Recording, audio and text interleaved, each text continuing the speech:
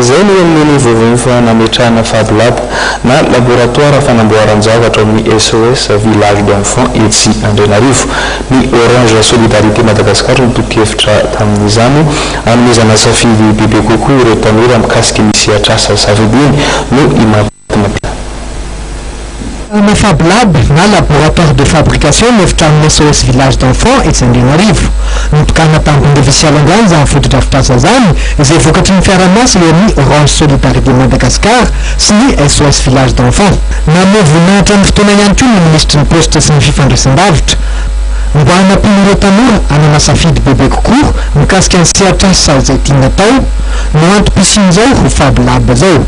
Izy ity dia tafiditra tanteraka ao amin'ny fampiroboroboana zany le arakajy mirindra eto a Madagasikara satria raha ny zavatra mijerentsika teo dia azo atao amin'ny machine avokoa reny sary sikotra reny gravage reny dia natao ihany koa zany mba hanomezana asa ny tanora. Ny Orange Solidarité Madagascar ny tompo-kevitra amin'ny fametrahana izao fotodrafitr'asa mikasika ny teknôlôjia vaovao zao. Efa folo taona tokoa ny fiara-miasa eo amin'ity mpahandrarah mikasika ny fifandraisan-davitra sy ny internet ity sy ny SOS Village d'Enfants.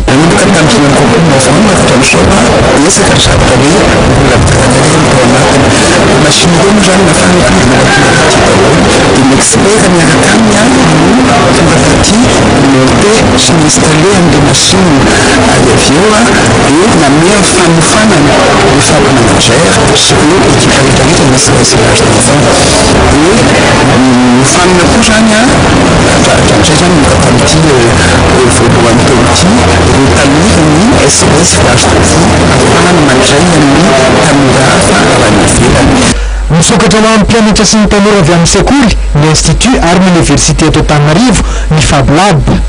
Ahitana fitaovana maro samihafa ahafahana manao andrana, mandalina, manamboatra ary mifampizaratra kefa ny Fab Lab. Manamarika ny fotoana ny fampifanana sy fampisehoana ny fomba fampiasana ireo fitaovana ao anatin'ny Fab Lab. Dia iny efa ledidina mety milova raha manatsosy Christian Kotina Mangindre toko klasy tovovavy no manakatona ny fotoanan'ny fahampalalamba antsika tamin'ity alina ity manao fotoananao izay eto amin'ny sampana fahampalalamba avy amin'ny fahitalavitra mateveo amin'ny rahampitso indray. Velona tompoko lahy, velona tovoko vavy.